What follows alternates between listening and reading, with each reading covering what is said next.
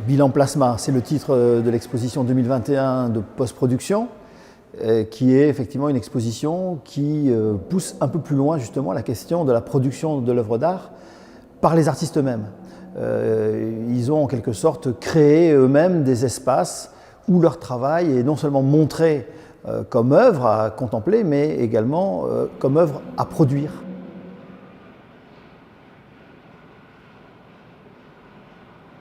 Cassandre, tu sembles privilégier dans ta peinture des sites d'habitation dont beaucoup sont pour le moins en mauvais état. Oui.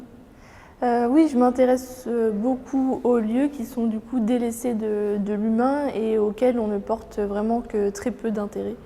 Et du coup, je les refais vivre le temps de ma peinture et je les fige vraiment dans le temps, à l'instant T. Et après, ils vont continuer d'évoluer au fil du temps.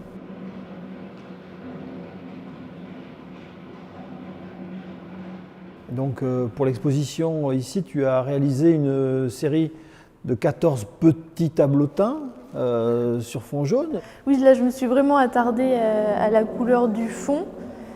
J'ai passé beaucoup de temps à choisir pour que l'élément central, vraiment cette espèce de petite sculpture du milieu, ressorte bien sans être non plus mangé et étouffé par le fond. Tu as appelé ça alphabet.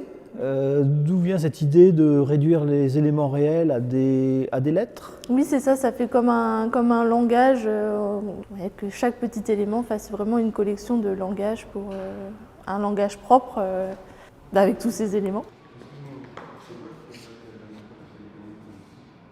Valentin, bonjour. Bonjour. Tu as fait un travail avec des pierres comme ça qui semblent c'est avoir des moulages, c'est des tirages. J'ai fait des moulages de pierre et moi ce qui m'intéresse c'est du coup la matière, ses transformations, ses allers-retours entre éléments détruits qui se reforment. Voilà. Donc oui, c'est des fausses pierres. Mais alors certaines sont mises sous vitrine et sont phosphorescentes. C'est des tirages en plâtre qui sont pigmentés. Et j'ai rajouté un pigment assez spécial phosphorescent, un aluminate de strontium. Donc c'est un élément de terre rare. Les terres rares, c'est des minerais qui sont extraits pour le matériel informatique. Donc il y a des énormes carrières qui sont faites pour extraire ce matériau. Et c'est ça qui rend la phosphorescence. En fait, c'est un peu un phénomène inverse des pierres. C'est-à-dire que les pierres, c'est des matériaux extraits des roches transformés par l'homme que j'ai retransformés vers une pierre. Et là, c'était des matériaux artificiels, donc c'était des aimants qui avaient des formes géométriques et que j'ai brisés pour ramener à quelque chose d'informe et brut, du coup. Et c'est pareil, c'est un matériau beaucoup extrait pour l'informatique et plein d'autres domaines, mais il y a aussi des aimants néodymes qui sont des terres rares aussi, comme encore les pigments phosphorescents.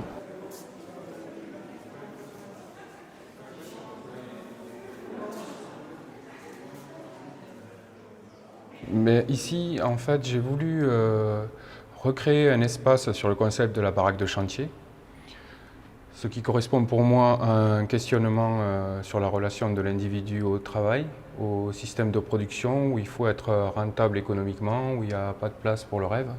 Du coup, la roulotte, je l'ai récupérée dans une friche industrielle. Je l'ai sortie d'une friche en fait pour l'installer ici, retourner sur le dos. Pour moi, elle évoque une relique au repos. Et j'ai voulu à l'intérieur créer une structure qui sorte de cet habitat précaire.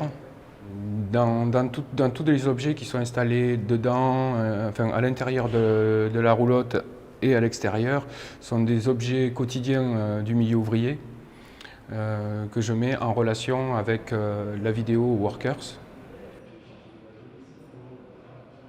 Pour les objets, en fait, ce qui se passe, c'est que l'enjeu pour moi, c'est par la technique et le matériau employé, interroger leur statut, interroger la charge affective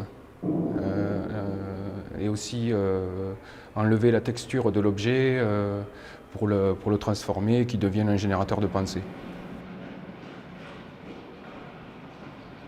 Clément, on est dans un drôle d'espace là, tout à fait mystérieux. De l'extérieur, on a l'impression d'une espèce de campement scientifique et effectivement, quand on rentre, on trouve beaucoup de choses. Bah, c'est exactement ça, c'est intégré dans un projet un peu au long cours qui s'appelle SEC Confinement. C'est confinement, ça peut vouloir dire un peu n'importe quoi, ça peut être section, secteur, sécurité, bon voilà. Donc c'est inspiré de pas mal de choses, hein, à la fois de jeux vidéo, de caractère plus scientifique, et tout ça est lié à la radioactivité, à la dispersion de bleu de Prusse dans l'espace. Donc vu que je travaille sur des choses assez minérales, des reliquats d'anciennes usines, tout ça, et forcément il y a la géologie qui entre en ligne de compte, l'analyse des roches, je dois me servir d'outils purement scientifiques, comme un petit compteur GGR qu'on a au fond là-bas, qui est suspendu au-dessus de prospection, en fait, de résultats de prospection, quoi. Tout est bleuté. Le matériau primaire du travail, c'est l'estyryle minier et le bleu de Prusse, qui est un remède à la maladie des radiations chez l'homme et qui permet de pallier à des contaminations, mais là c'est un peu vain, quoi. C'est ce que j'aime dans ce projet, c'est que tout est un peu vain. D'accord, donc l'idée ce serait un peu de réparer la nature ? Ouais, une tentative de remédiation, mais qui est un peu dérisoire et qui est du fait d'un anthropomorphisme en fait. Parce que le bleu de Prusse dans la nature, il va avoir tendance plutôt à contaminer le lieu que remédier à un problème, quoi. Donc on a quelque chose qui pose la question, une fois encore, de l'espace de production du monde, en image ou en réalité. Et on voit que les artistes ne laissent pas la main à l'institution pour être maîtresse seule des outils de production. Ils veulent eux-mêmes affirmer aux spectateurs qu'ils sont maîtres de leur jeu et qu'ils le rendent complice en fait de ce jeu.